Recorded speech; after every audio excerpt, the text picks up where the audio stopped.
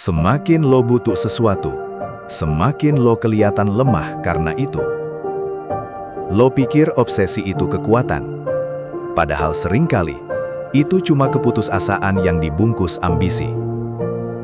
Ada alasan kenapa semakin keras lo ngejar sesuatu dengan panik, hasilnya justru makin jauh. Bukan karena dunia jahat, tapi karena lo ngejar dari rasa takut. Takut gagal, takut dianggap biasa, takut hidup lo nggak berarti. Dan saat rasa takut jadi bahan bakar utama lo, semua keputusan lo jadi reaktif.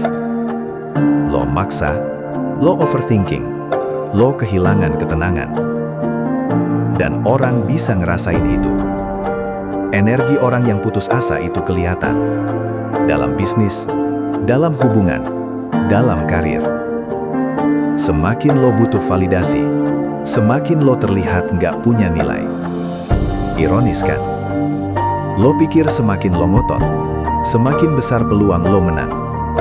Padahal yang terjadi sebaliknya. Karena saat lo terlalu terikat pada hasil, harga diri lo ikut terikat di sana. Kalau berhasil, lo merasa layak. Kalau gagal, lo merasa hancur. Itu bukan ambisi sehat. Itu perbudakan emosional. Detasemen bukan berarti lo berhenti peduli. Detasemen berarti lo tetap bergerak, tanpa menjadikan hasil sebagai penentu harga diri. Lo tetap latihan, tetap kerja, tetap disiplin. Tapi pikiran lo nggak dikendalikan oleh harus berhasil. Dan justru di situ kekuatan lo muncul. Karena orang yang nggak takut kehilangan, nggak bisa dimanipulasi. Orang yang nggak bergantung pada hasil, nggak gampang goyah. Semakin lo tenang, semakin keputusan lo tajam, semakin lo stabil, semakin lo sulit dikalahkan. Masalahnya, kebanyakan orang nggak ngejar mimpi. Mereka ngejar pelarian. Mereka butuh sukses buat nutupin rasa nggak cukup. Mereka butuh pasangan buat nutupin kesepian. Mereka butuh pengakuan buat nutupin insecurity. Dan selama kebutuhan itu masih jadi fondasi, lo akan terus mengejar dari kekurangan. Dan dunia nggak menghormati orang yang mengejar dari kekurangan. Dunia menghormati orang yang sudah merasa cukup. Bukan cukup dalam pencapaian, tapi cukup dalam dirinya sendiri.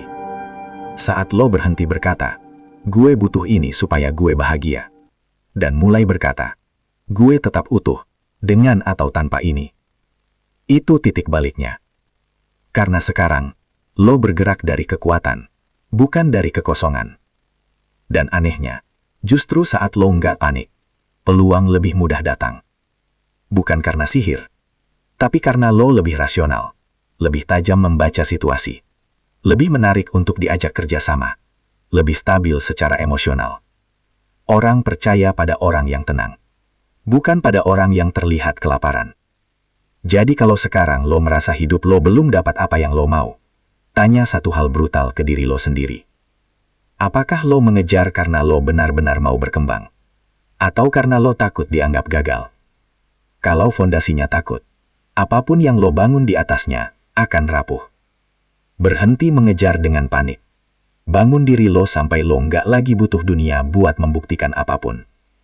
Dan saat lo akhirnya nggak lagi dikendalikan oleh hasil, lo jadi berbahaya. Karena sekarang, lo bergerak dengan pilihan, bukan dengan keputusasaan.